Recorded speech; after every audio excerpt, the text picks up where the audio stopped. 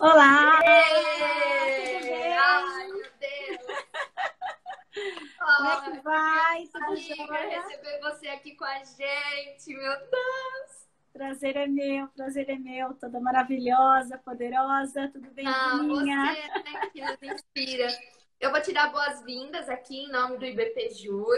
O IBP Jur é um curso novo, ele vai ser voltado mais para a prática. São de 3 jovens advogados super empreendedores. Um Que deles, muito legal! amigo meu. Então, eu estou muito, muito orgulhosa de fazer parte, né, do time com eles e de inaugurar as lives do Direito Previdenciário com você.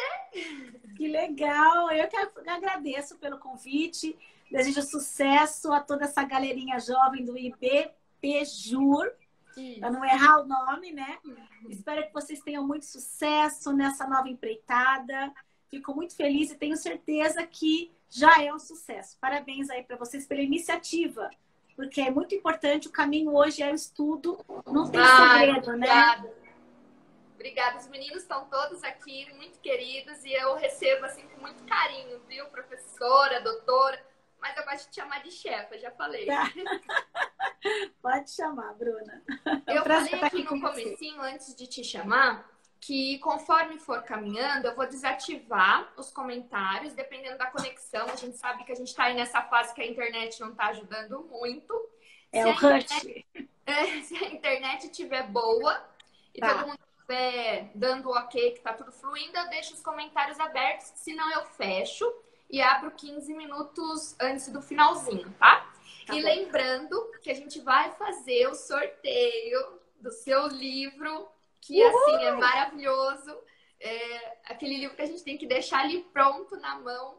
E a gente vai fazer o sorteio. E também, aproveitando que para quem não ganhar o livro, o Luiz da Lujur vai dar 10% de desconto para vocês, tá? Depois eu passo Ah, que para todo mundo. legal, que show, excelente, E eu vou excelente. deixar você à vontade, né? Porque quem sou eu aqui para conduzir qualquer coisa? Você já. Acho que até o Imagina, sorriso, eu tô vendo aqui, ó.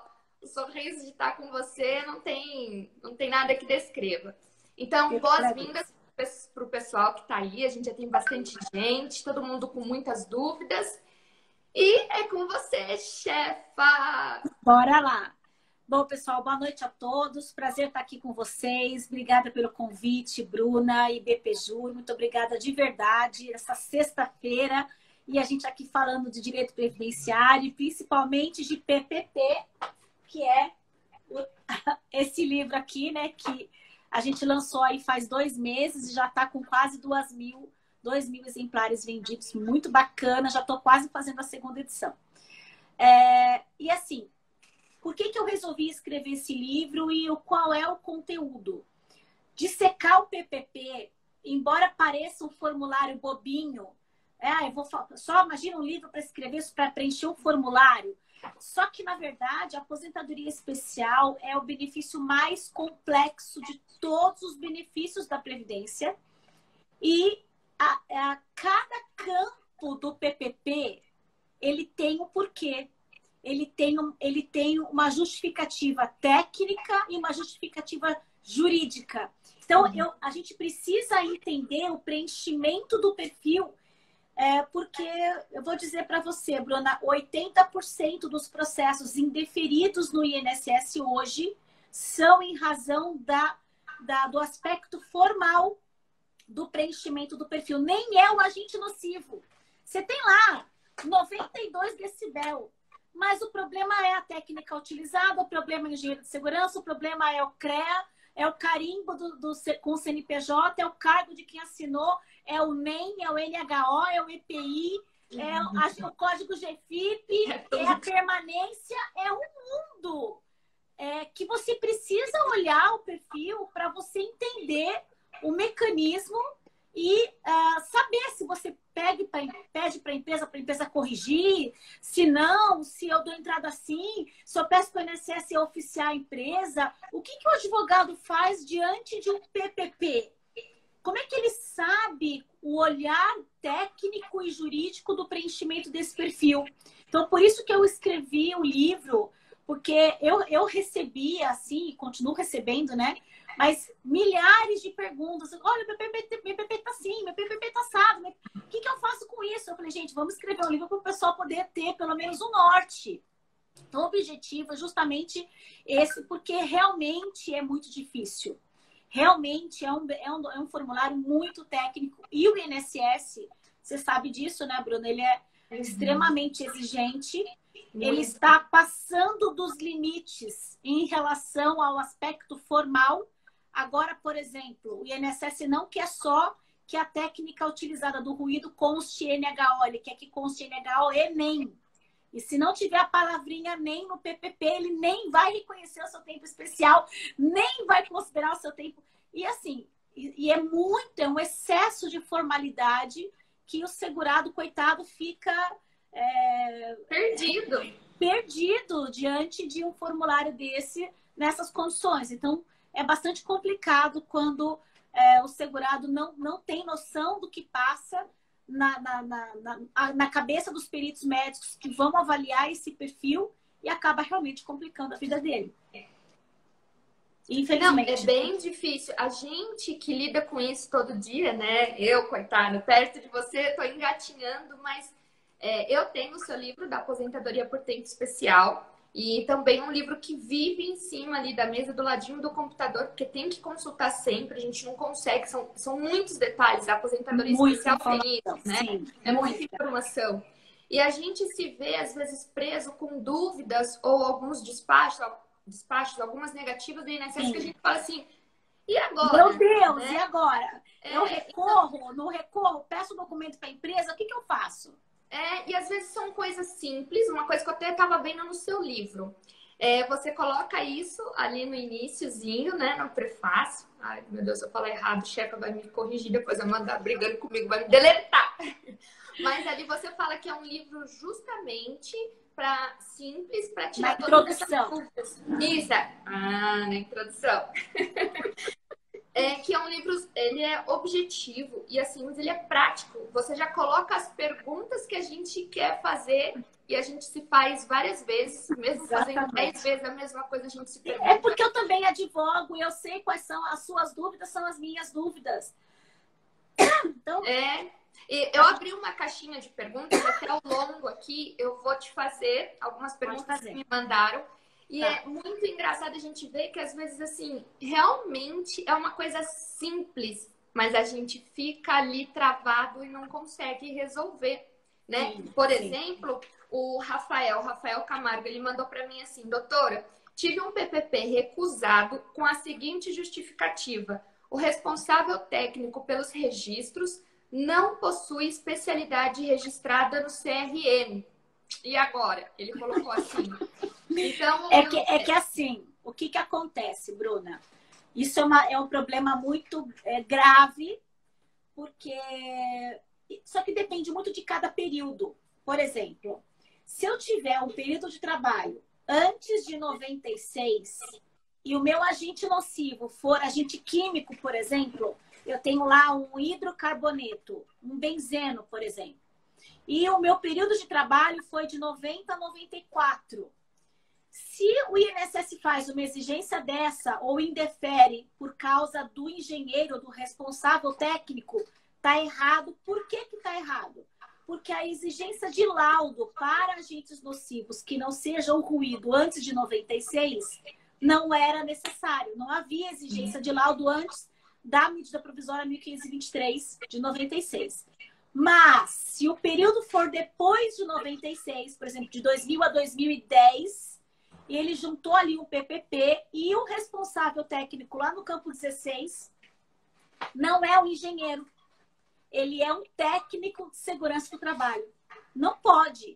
Por que não pode? Porque a lei, o artigo 58, parágrafo 1º da Lei 8.213, estabelece que só pode ser responsável técnico engenheiro de segurança ou médico do trabalho. Então, se no PPP o INSS recusou, porque ali eu não tinha especificado que ele era engenheiro ou médico do trabalho, então o INSS vai indeferir. O que acontece muitas vezes? Às vezes a gente pega um PPP E no campo lá do responsável técnico, a empresa coloca assim: 1, 2, 3, 4, 5, 6. Isso é o quê? É um CRM? Isso é um CREA? O que é isso? É a mesma coisa de você falar, de você colocar uma petição, colocar o número da sua OAB e não colocar OAB/SP.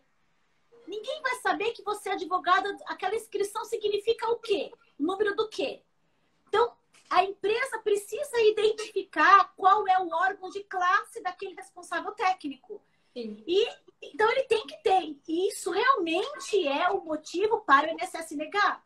O que o advogado tem que fazer para rebater isso? Às vezes, a empresa manda o PPP só com número. E eu tenho que ficar adivinhando se aquela pessoa é engenheiro ou técnico, ou engenheiro ou médico do trabalho. O que eu faço? Eu entro no site do CREA, faço pesquisa, ponho aquele número e vejo se ele é engenheiro de segurança. Se ele for engenheiro de segurança, eu já imprimo a fichinha dele ali, porque aí ele tem que ter a especificação, porque não é engenheiro, tem que ser engenheiro de segurança. Então, se ele tiver a especificação de engenheiro de segurança, eu mesma salvo aquela página e coloco no meu processo, antes do INSS fazer exigência, entendeu? Até eu já vou anotar aqui, né? Porque eu tô com meu bloquinho de anotações. Claro, porque eu tô aqui intermediando isso, mas eu estou aqui como aluna. Porque às vezes a gente não pensa nisso, né? Ou às vezes sabe, até esquece. Exatamente. E assim, é uma coisa que se você entrar e você pesquisar, você supre esse problema. Porque é um problema formal que causa o indeferimento. Por quê? Porque um PPP sem o responsável técnico significa PPP sem laudo. Porque o PPP é preenchido com base no laudo. Então, no campo 16, vão as informações do laudo técnico, que só pode ser assinado por engenheiro de segurança ou médico do trabalho. Então, se não tiver essa informação, vai ficar comprometido o seu PPP. E aí o INSS vai indeferir sim. Tá errado? Não tá errado? Não tá, né? Sim, e assim, aí o erro não foi o INSS, o erro foi o advogado que não viu. Talvez, né? Claro que o INSS erra muito, mas talvez... Desculpa, professor, pode falar. Máquina desempregada. Não, é que às vezes você resolve fazendo isso. Ou pedindo para a empresa resolver, olha, me manda o engenheiro de segurança, me manda quem é o responsável técnico. Agora, no caso do Rafael que fez a pergunta, precisa ver que período que é. Porque pode ser que a exigência seja esdrúxula, que não tinha necessidade do laudo técnico. Aí, realmente, o INSS errou, tinha que ter feito... Ele podia, olha só, Bruna, acho que ele poderia ter feito uma exigência. Não precisava ter indeferido o processo. Se o problema era formal, custava ter feito uma exigência. Olha, empresa, fornece para mim quem é o responsável técnico desse campo. É um engenheiro de segurança, médico do trabalho? É só fazer uma exigência em 30 dias, a pessoa vai lá e cumpre. Agora, não indeferir o benefício. E a gente sabe que o INSS, ele faz, né? Ele indefere, como disse vocês, esdrúxulamente, né? Sim. E treinar aqui a minha... E ele também, ele indefere sem fazer a exigência. E a gente, como advogada aqui, tem que saber que a gente, inclusive, pode fazer a reabertura, tem outros meios. Sim. Uhum. Mas eu sempre brinco, o INSS, ele vende uma facilidade nas mídias que a gente sabe que não tem. Que não é verdade. Exatamente. E para quem está aqui, o IBPJUR também tem bastante jovens advogados que estão aí iniciando. O PPP, ele tem, né, são 20 quantos pontos ali para...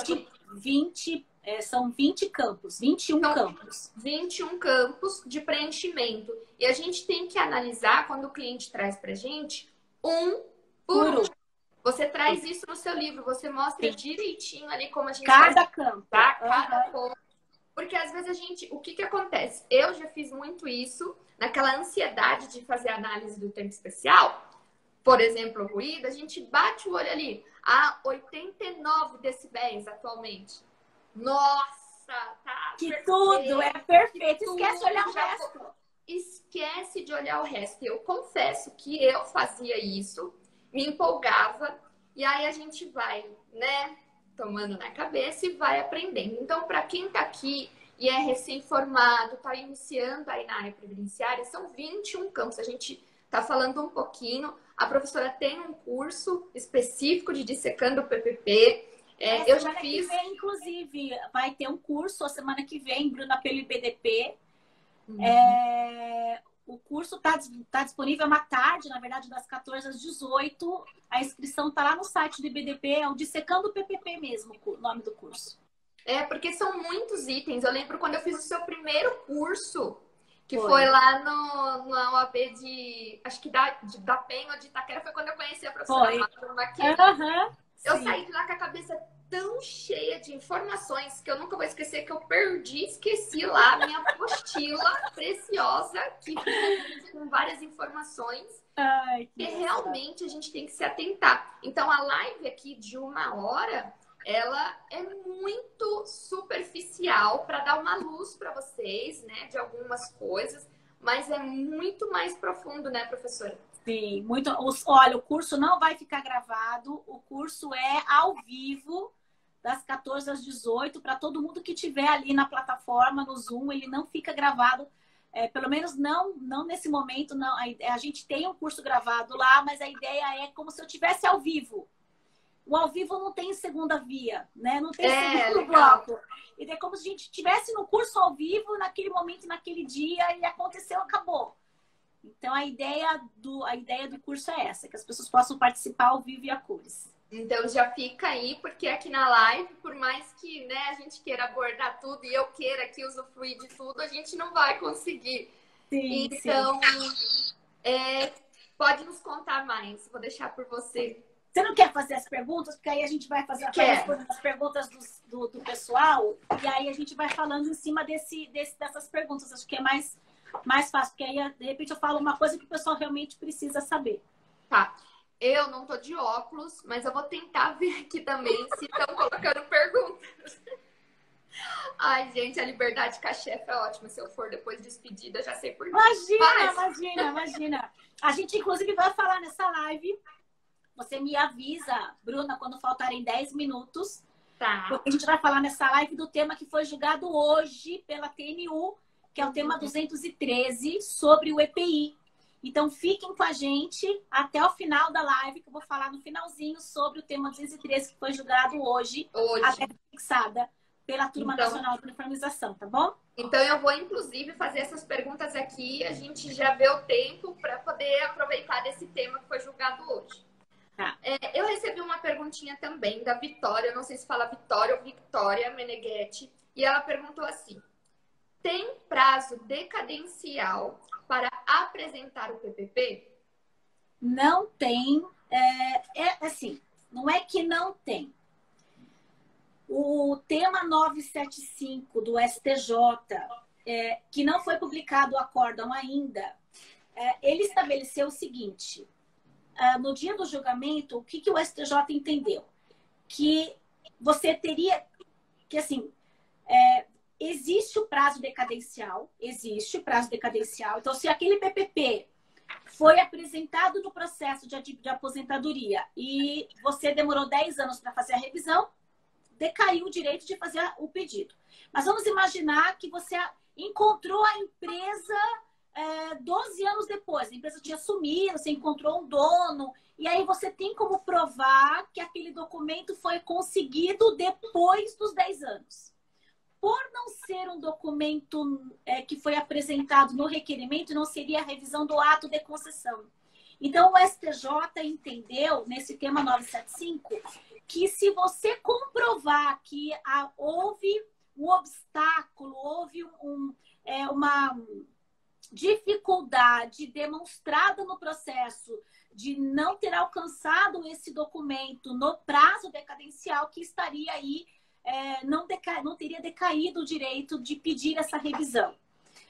Da mesma forma, por exemplo, que uma ação trabalhista que está em andamento, ela termina 15 anos depois, e aí é uma coisa nova, uma prova nova, então nesse caso você tem a oportunidade de fazer a revisão, ainda que passado o prazo decadencial.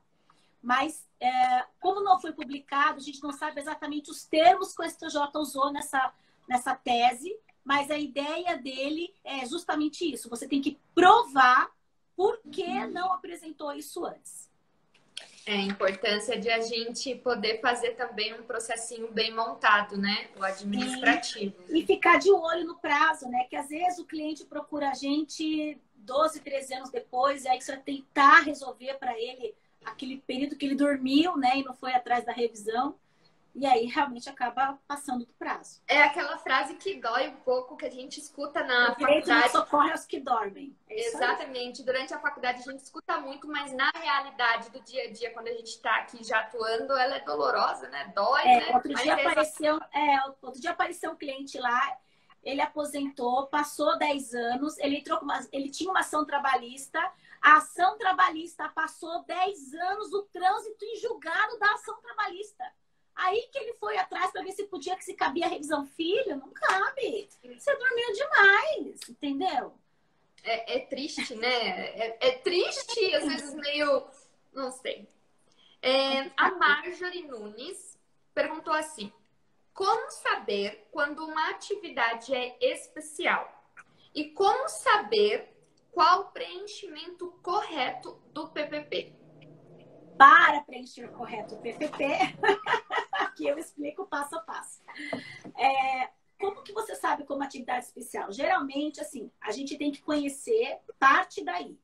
Tem que conhecer os decretos da Previdência que trazem a lista de agentes nocivos. A gente tem o decreto 53.831 de 64, nós temos os anexos 1 e 2 do decreto 83.080 de 79, nós temos o decreto 2172 de 97, anexo 4, e o 3.048 de 99, anexo 4. Então, ali a gente tem um norte, começa dali a indicação de quais serão os enquadramentos, os agentes nocivos, físicos, químicos e biológicos, e as categorias profissionais que teriam possibilidade de enquadrar também, não só para agente nocivo, como também por categoria. Então, geralmente, a gente tem essa atividade especial em trabalhos de produção, em trabalhos de impressão, em trabalhos de indústrias metalúrgicas, mecânicas, indústrias químicas, nesses trabalhos em que eu tenho realmente hospitais, exumação de corpos, coleta de lixo, industrialização do lixo. Então, assim, tem que conhecer porque tudo isso está dentro dessas listas. Não que essas listas sejam taxativas, elas são exemplificativas, mas a partir dali você tem uma noção do que é agente físico, do que é agente químico, conhecer a NR15, que traz os agentes físicos, químicos e biológicos, conhecer a norma de higiene ocupacional da Fundacentro, conhecer a lista nacional de agentes cancerígenos para humanos, que é a LINAC. Então, a gente tem que ter um mundo de agentes nocivos. Tem que conhecer e estudar não só direito previdenciário, mas também saúde e segurança do trabalho. O livro do Tufi, que eu indico sempre, é um livro super importante. Sim, porque é um livro, é o norte. O livro do Tufi vai te dar os agentes nocivos que podem ensejar o direito ao benefício. Então, você tem que estudar a saúde e segurança do trabalho. O principal ponto para caracterizar uma atividade especial é a nocividade. Então, se o segurado trabalhou numa atividade nociva à sua saúde ou à sua integridade física e ele tinha permanência nessa exposição, não permanência no sentido de o tempo todo, mas a atividade o colocava intrinsecamente exposto àquele agente nocivo, isso significa que ele pode ter direito à aposentadoria especial. Carol, eu consegui enxergar ali. Carol, eu vi que você perguntou qual livro. Depois, as perguntas e todas as dúvidas de vocês que a gente não conseguiu esclarecer aqui, eu prometo que depois eu respondo para vocês um por um, tá? Eu tenho os 2 livros, tiro foto, mando para vocês verem. Ah, legal. São 2 Ótimo. fininhos, inclusive, tranquilo para a gente poder o livro chama Aposentadoria Especial, Aspectos Técnicos para Caracterização, da editora LTR. Depois a Bruna encaminha para vocês aí a fotinha do livro dele, porque assim, tem que ter, pessoal, de aposentadoria especial, para você provar um agente nocivo, você tem que conhecer o que é agente nocivo. Qual a medida de um hidrocarboneto? Hoje, agora há pouco, teve uma aluna que me perguntou: olha, professora, o juiz, a turma recursal, julgou improcedente o meu processo porque tinha acetona e acetato de etila, e o juiz julgou improcedente porque eram agentes nocivos quantitativos e o PPP não tinha quantidade. Olha quanto técnico foi a decisão. O juiz foi exatamente no coração do agente da nocividade. E acetato de etila e acetona realmente são agentes quantitativos. Então, se a gente não consegue entender isso, como é que você vai provar e defender que um agente é nocivo num processo previdenciário de aposentadoria especial? Você não consegue. Como é que você vai defender uma tese dessa? Não tem jeito. Não tem jeito, tem que conhecer. E o Tufi traz um pouquinho dessa informação de técnica de agentes nocivos, porque para nós, advogados, é muito difícil. Aí eu falo hidrocarboneto. O que é hidrocarboneto, Bruna? Sei lá. O que é o hidrocarboneto? O que é? Não, assim, é um agente químico. Eu sei que é um agente químico. Tem toda uma fórmula com carbono, com hidrogênio. Tem todo o manual da aposentadoria especial fala bem legal de hidrocarboneto. Você tem o hidrocarboneto aromático, o hidrocarboneto alifático. E assim, gente, a gente tem que sair da caixinha, como diz a Melissa Foma, e estudar direito previdenciário fora do direito previdenciário também. E quem vai fazer a aposentadoria especial tem por obrigação estudar um pouco isso. Porque as decisões hoje estão técnicas. E se você não consegue trazer, acaba ficando para trás, né? Porque precisa dessa informação. Às vezes a gente subestima, né? Que o juiz julgar, quem vai analisar, não entende. E não é bem assim. E antes de eu até tenho uma pergunta sobre a diferença de quantitativo e qualitativo, mas antes, não é merchan, né? Não é merchan para chefe aqui. Mas, gente, o livro de aposentadoria especial da professora Adriane Bramante, se você colocar ele e o de PPP juntos na sua mesa, eles não vão sair mais. É extremamente necessário. Eu não consigo, eu tenho o Amar ainda, conversei com o Luiz hoje que eu preciso do novo. Eu tô com o Amarinho, mas assim, ele tá tão anotado. Sabe aquelas últimas páginas onde tem todos esses decretos que você falou pra gente poder saber se a atividade é nociva ou não, enfim.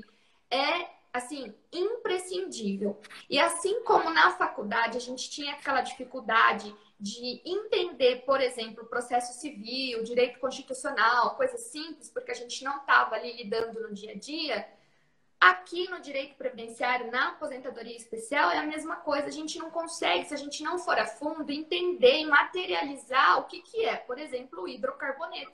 Então, a gente tem que aprofundar. E a gente acha que é tudo uma coisa só, né? Para quem está entrando aí no direito previdenciário, 2 mais 2 são 4, né? Me corrija se eu tiver. Me corrija. Mas assim, não é. E eu me pego com dúvidas todas as vezes que eu pego um PPP. Eu vejo, eu revejo, leio 10 vezes a mesma coisa e assim, para mim ainda é muito difícil.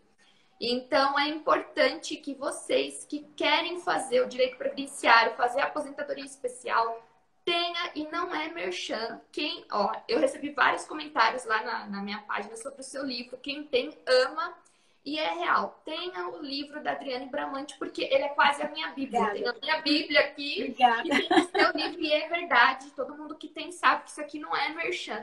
E é importante a gente estudar. Não tem jeito. Tá cada vez mais apertado mais para poder trabalhar, né? Então, eu nem sei se eu vou te fazer a pergunta do quantitativo e qualitativo. Pode né? fazer. Porque acho que, se você quiser explicar, né? De uma forma... explico, não tem problema. A gente já entrou no assunto. Assim, para que um agente seja nocivo, ele é dividido em critério qualitativo e quantitativo de nocividade. Então, para que o agente nocivo qualitativo é aquele que tem uma presunção de nocividade independente de quantidade. Por exemplo, quantos coronavírus tem ali na rua? Quantos Covid-19? Não tem como você contar. É imensurável. Então, os agentes biológicos seguem o critério qualitativo. Eu tenho uma presunção de nocividade, independentemente da contagem do vírus, da bactéria. Assim também, por exemplo, os agentes químicos qualitativos que estão no anexo 13 da NR15. Ali eu tenho hidrocarboneto, eu tenho betume, eu tenho arsênico, chumbo, vários agentes químicos que independem da quantidade. Por exemplo, a graxa, o óleo mineral são agentes químicos qualitativos. Estão no anexo 13 da NR15. Então, nesse caso, eu tenho ali agentes, o hidrocarboneto, que gera a nocividade independente da quantidade do agente. Agora, existe o agente químico quantitativo. O que é o quantitativo? É quando a nocividade, quando eu tenho a nocividade acima do limite de tolerância. Eu só tenho a nocividade quando o agente nocivo passar o limite de tolerância. Por exemplo, ruído. Qualquer ruído é especial? Não, só o ruído, nesse caso, hoje, acima de 85 decibéis. Né? Então, só será especial quando ultrapassado aquela quantidade. Ruído é quantitativo, calor é quantitativo, radiação ionizante era quantitativa, agora passou a ser qualitativa porque ela é cancerígena. O anexo 11 da NR15, todos os agentes químicos ali são quantitativos. Então, quando eu tenho que entender isso para poder trabalhar o processo e a nocividade. Tem várias dicas em cima disso que são importantes. Ótimo. Bom, vou mandar outra pergunta agora sobre o contribuinte individual. Também tem no seu livro, porque eu já recorri dele. Sim. E é uma coisa Mas se você puder falar um pouquinho. Fala. É assim, o contribuinte individual é bem importante a gente falar, Bruna, porque ele não precisa de PPP. E muita gente confunde. Eu vou contratar um engenheiro para fazer um PPP. Não, o engenheiro tem que fazer o laudo técnico, não precisa de preenchimento de perfil. Nem o INSS exige PPP para período até 95. O que ele quer é provar a atividade. Então, se eu tenho dentista, se eu tenho médico, eu tenho que provar que ele era médico, que ele era dentista. Como é que eu provo? Com ficha de pacientes ano a ano, com declaração, certidão do CRO, do CRM, com alvará de funcionamento, nota fiscal de produtos. Então, eu vou fazer a prova da atividade, independentemente de eu preencher PPP. E, no caso, o INSS não aceita contribuinte individual depois de 95. Então, você só consegue na justiça. E na justiça, a gente tem um tema, uma tese fixada na TNU, que é o tema 188, dizendo que não é especial o contribuinte individual se ele não fizer a prova técnica, fundamento técnico de que o EPI não foi eficaz. Então, além dele provar a atividade, ele vai ter que provar que o EPI não foi eficaz naquele caso, tecnicamente. Então, se ele não estiver muito atento a isso, ele pode entrar com processo. Se ele não observar essas teses, qual é o olhar, o que está acontecendo aqui, ele pode colocar o processo a perder. Então, é muito importante que o advogado, antes de entrar com o processo, porque o que às vezes acontece, Bruna? Pega o indeferimento, faz o quê? Pega a cópia do processo, faz a petição inicial, valor da causa 50 mil, distribui juizado. Pega o processo, valor 30 mil, distribui juizado. E não olha qual é o posicionamento da turma nacional sobre aquele ponto. Não pesquisou o que o TRF está falando sobre aquilo. O que o CRPS tem sobre aquilo. Qual é o melhor caminho? Você tem que parar, respirar, contar até 10. Espera um pouquinho. Deixa eu respirar. Vamos pensar qual é a estratégia adequada para aquele processo. Não pensem que a única estratégia é o Juizado Especial Federal. Muito pelo contrário.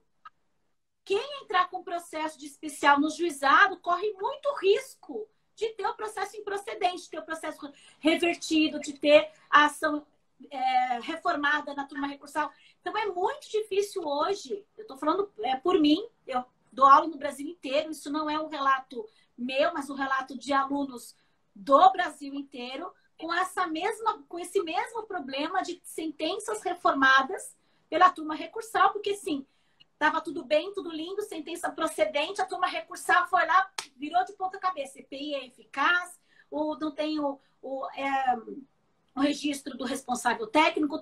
E aí a gente tinha um tema afetado sobre isso, e a turma recursal não querem saber. Ontem uma aluna me mandou uma mensagem que a turma recursal reformou a decisão dela porque o laudo estava extemporâneo. Falei, como assim? Tem súmula 68, tem que embargar essa declaração. Ah, professora, já passou o prazo dos embargos de declaração. Aí você vai entrar com incidente de inframização sem embargar, sem pré-questionar, sem falar nada. Então, assim, tem que tomar muito cuidado, pessoal, com essas questões processuais e com essa estratégia do processo. Não sair distribuindo o processo sem pensar em qual seria o melhor caminho. Está nas nossas mãos um bem. A dignidade da pessoa está na sua mão. Quando ele coloca o processo no seu escritório, ele vai embora aliviado e acreditando que você vai fazer o melhor trabalho para ele. A gente tem essa responsabilidade na nossa mão. Uhum. Se você não ganhar o processo dele e ele não tiver aquele tempo de contribuição, ele pode cair numa regra de transição que vai levar esse segurado para 60 anos de idade, para 65 anos de idade. Acaba com a vida dele, acaba com a vida da família, ele se separa da mulher porque é infeliz, não tem emprego, e acaba com a vida da pessoa. Então, a gente tem que ter uma responsabilidade muito grande quando a gente tem um processo de uma pessoa na nossa mão. Como diz, né, o meu mantra, um benefício concedido é uma família protegida, né? Exatamente. Eu até ia fazer uma pergunta antes de a gente já passar para o tema 213 julgado hoje, mas eu quero aproveitar tudo isso que você disse, até como um desabafo próprio e por uma aula que eu tive com você no avião, que eu fugi de você e no fim a gente estava sentadas juntas, né? Assim, a gente tem uma certa, e talvez porque já vem isso pelos exemplos que a gente tem de advogados um pouco mais antigos, enfim, não sei, porque a gente tem inicialmente aquela ansiedade de teve um indeferimento já protocolar indo para o GF ou para qualquer lugar.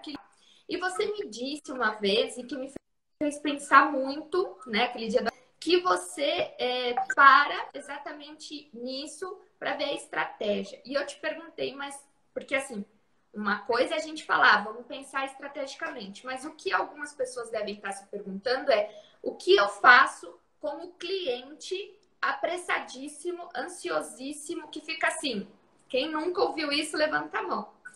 Mas o do meu colega já saiu, porque o meu amigo da empresa já aposentou, porque o fulano isso, porque o fulano aquilo. Mas, gente, eu aprendi aqui errando. Eu iniciei aqui sozinha. No começo apanhei muito, ainda apanho muito hoje. E é o seguinte, a estratégia realmente ela é fundamental. E mais fundamental do que a estratégia, eu acredito que a gente tem que bater muito nessa tecla. A Maria Fernanda fala muito bem disso, a professora maravilhosa. A gente tem que entender de processo. E hoje, no tempo em que nós estamos vivendo de previdência, com tudo isso que tem acontecido, a gente precisa dominar não só essa parte inicial do processo, essa técnica, como também saber recorrer e aonde recorrer, para que caminho a gente vai seguir. Infelizmente, não é uma soma de 2 mais 2, são 4. Não é. Então, não é. Hoje, mais do que nunca. É até ruim eu dizer assim, gente, mas não é uma coisa só, não tem um entendimento único. Não, não tem. O INSS pensa uma coisa, o CRPS outra, a TNU outra, o STJ, TRE, cada um pensa de um jeito e cada um tem uma pré-compreensão sobre aquilo e vai adotar aquele procedimento. Eu também passo por isso, gente. Eu também sou advogada. O cliente também, doutora, está demorando demais. Assim, o que eu faço? Eu desenho para ele. Falei, olha, tem um juizado, é rápido, mas o senhor perde rápido. E tem a Justiça Federal, que é mais demorada e tem chance de ganhar. O que o senhor prefere? Que eu vá por esse caminho rápido e perca rápido, e aí o senhor não vai ter chance de recorrer, ou o senhor prefere esperar um pouco mais e ir por esse caminho que eu acho que vai ser mais producente. E aí eu desenho para ele. Eu falo, olha, ele falou assim, doutora, o que a senhora fizer tá ótimo. Tá? E assim, demorou no Conselho de Recursos mandado de segurança. Eu tenho processo meu que eu tenho 3 mandados de segurança. Um mandado de segurança para mandar para a junta, que demorou demais. Outro processo para cumprir a diligência, que demorou demais. Outro mandado de segurança para mandar implantar. Então, mas eu vou entrando com mandado de segurança. Mas por que que eu faço isso em vez de entrar com ação judicial?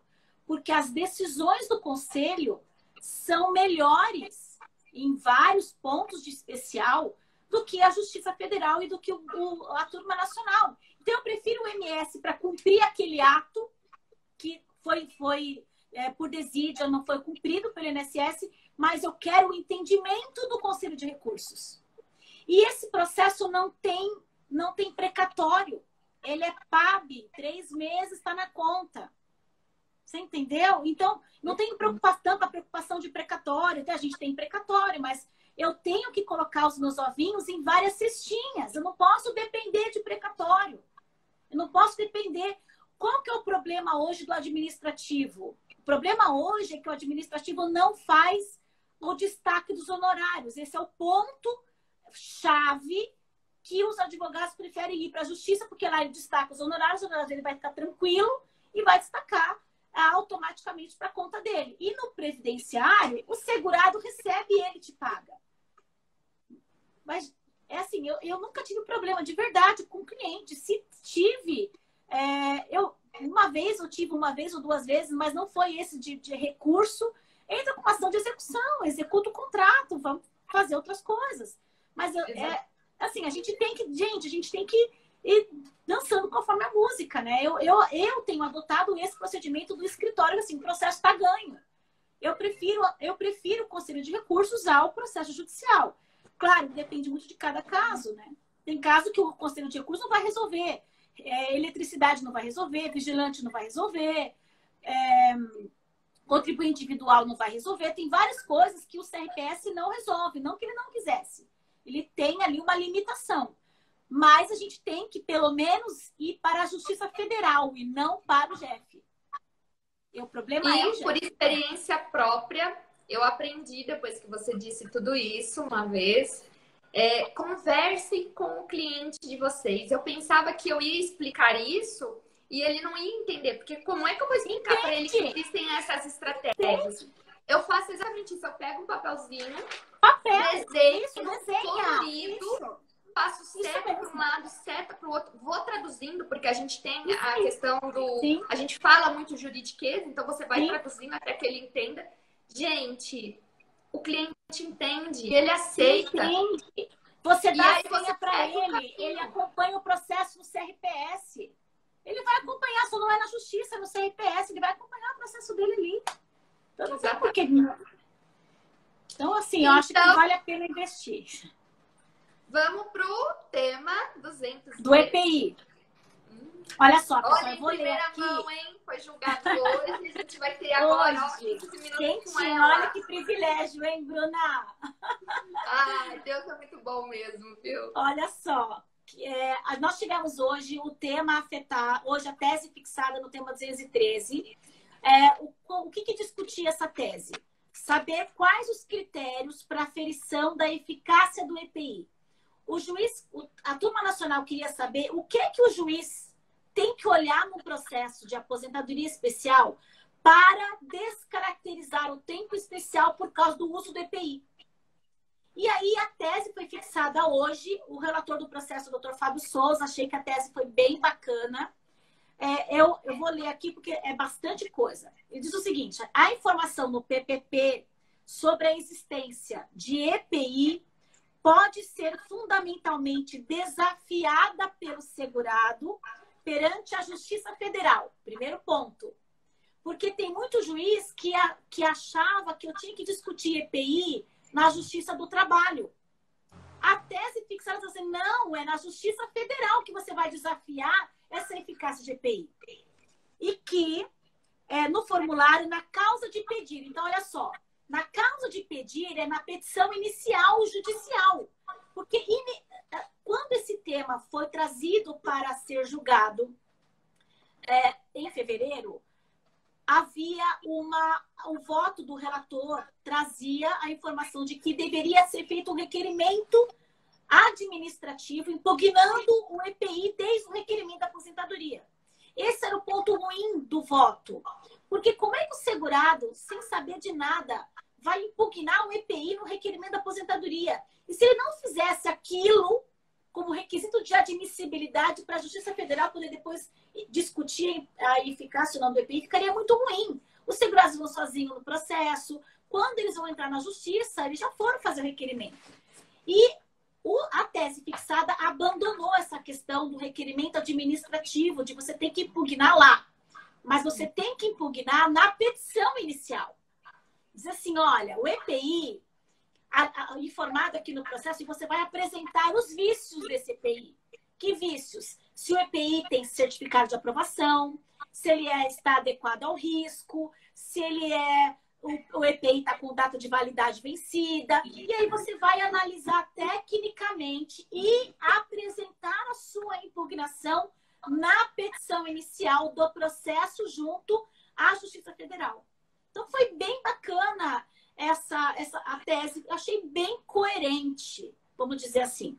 E aí tem uma segunda parte dessa decisão, que é a seguinte: considerando que o EPI apenas obsta a concessão do reconhecimento do trabalho em condições especiais, quando for realmente capaz de neutralizar o agente nocivo, havendo divergência real ou dúvida razoável sobre a real eficácia, o tempo deve ser reconhecido como especial.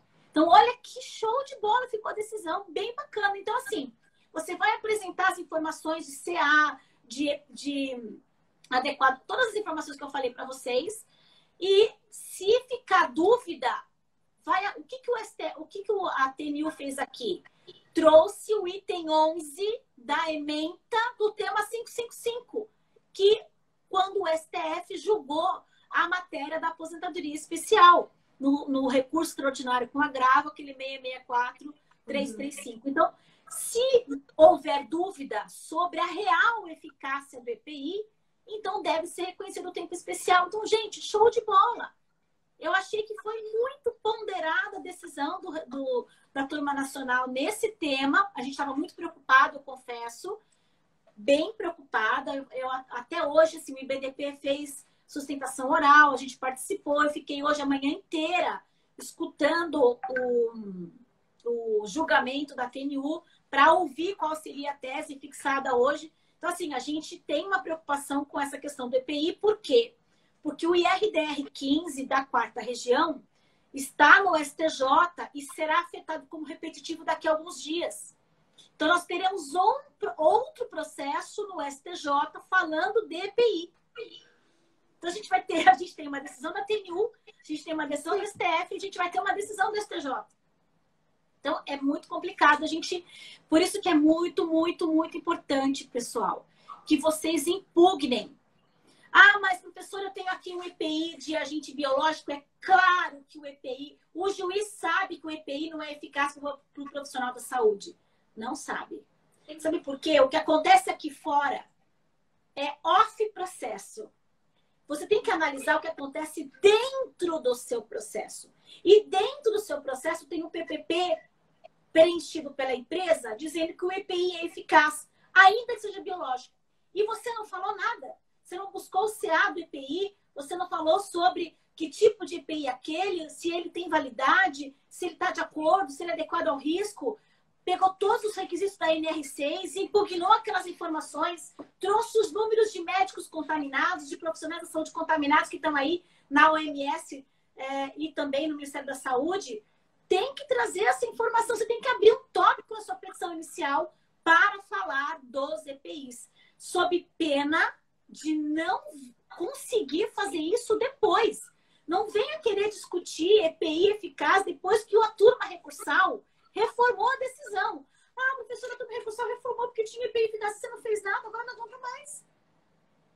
Porque passou, precluiu. Então, a gente precisa prestar atenção nisso para que a gente não perca esse time. Existe um time para você fazer essa impugnação. E o time, pela tese fixada hoje, o time é a petição inicial.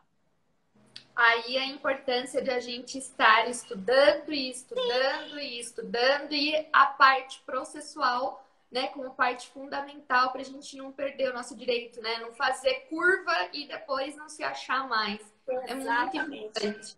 Mas, gente, Muito olha, importante. tá faltando 5 minutos. Acredito acreditem, para acabar Meu essa Deus, live. passou Eu tava muito morrendo de rápido. frio na barriga, passou muito rápido. Como eu disse, é 1 horinha só pra gente realmente ter um pouquinho de noção disso. Eu quero, né, aproveitar aqui a oportunidade e te fazer um convite de você vir conosco, né, ministrar um curso pra gente aqui com o IBP, com a família IBPJUR sobre dissecando o PPP e também da aposentadoria especial, porque é muito importante a gente levar cada vez mais informações para as pessoas. Eu falo que assim, sem a gente estudar, sem a gente ouvir quem realmente entende, a gente não vai conseguir esse caminho.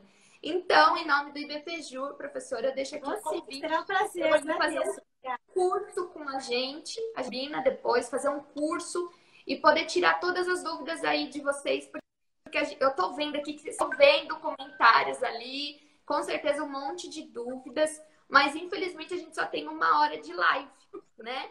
E quero te agradecer muito, avisar o pessoal, a gente tá com mais de 100 pessoas aqui, 120 e tantas pessoas, que o sorteio do livro dela, ai, o sortudo, a gente até promete, eu prometo depois pegar o autógrafo dela, assinado, com coraçãozinho, e entregar para vocês. Assim que, pode né, deixar. Poder deixar. Mas o sorteio vai ser daqui 15 minutinhos, encerrando a live, a gente vai fazer o sorteio com vocês, tá? E te agradecer muito, professora, muito. Minha chefa, minha ídola, acredito que é ídola de todo mundo. Não tenho palavras para te agradecer por essa live, esse primeiro momento previdenciário com a turma do IBPJUR. E de coração, muito, muito obrigado. Você não tem noção da sua importância pra gente, do seu carisma, e de a gente poder se espelhar em uma pessoa que é tão competente. E eu falo, mais do que isso, pra mim, assim, sinônimo de humildade, de carisma. Quem conhece sabe.